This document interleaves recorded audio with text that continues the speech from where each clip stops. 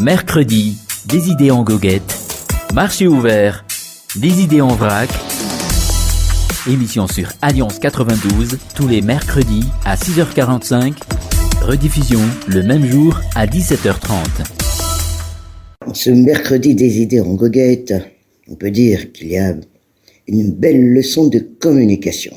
Pourquoi ? Car à la suite d'une rencontre avec la représentante du bureau de liaison de l'Union africaine hier, l'ancien président Marc Ravalman en a mis en avant le fait que, pour résumer donc, cette dernière lui a donné parfaitement raison dans son opposition à vouloir se porter candidat à la mairie de la capitale.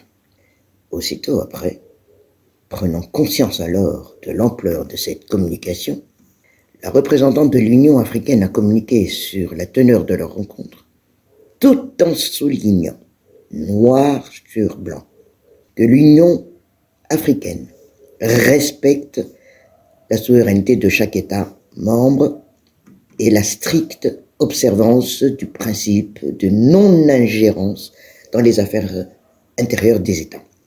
Et elle a ajouté: nous déclinons toute responsabilité concernant les propos qui auraient pu nous être faussement attribués et être diffusés sur certains réseaux sociaux. Voilà qui a le mérite d'être clair dans un contexte où tout est sujet à communication. Mais au-delà de la guéguerre politique entre deux camps qui s'affrontent depuis un certain temps, il existe un point sur lequel les acteurs politiques doivent encore prendre conscience qu'il s'agit d'une maladresse, ou plutôt d'une stupidité.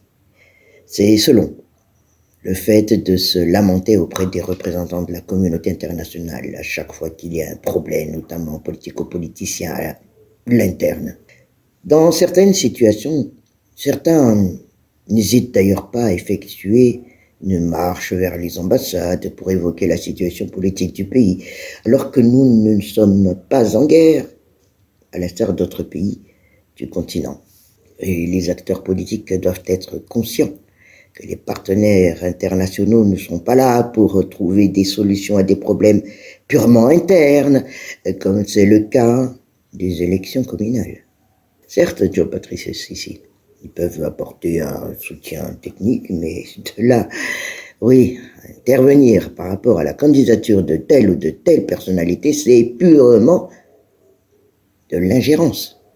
Et d'ailleurs, cela dépasse largement le cadre diplomatique. Il faut reconnaître que cette situation date des crises politiques de 2002 et de 2009, durant lesquelles les émissaires de la SADC, de l'Union africaine, de la COI ou encore de la francophonie ont effectué des missions de médiation dans le pays.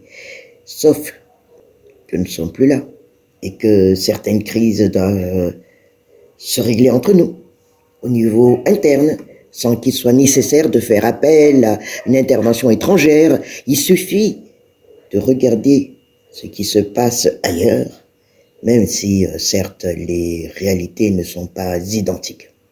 Vous savez, Joe Patricius, dernièrement, il a fallu de nombreuses semaines à la France pour trouver un Premier ministre. Mais personne n'a fait appel à l'Union européenne. Plus proche que nous, le Sénégal a récemment traversé une période critique sur le plan politique, notamment avant la dernière élection présidentielle. Mais aucun candidat ne s'est plaint auprès d'une organisation régionale ou de l'Union africaine. Ceci dit, il faut arrêter de se lamenter constamment auprès des ambassades, car celles-ci ne peuvent pas résoudre les problèmes internes d'un pays. Ce n'est d'ailleurs pas leur rôle, loin s'en faut.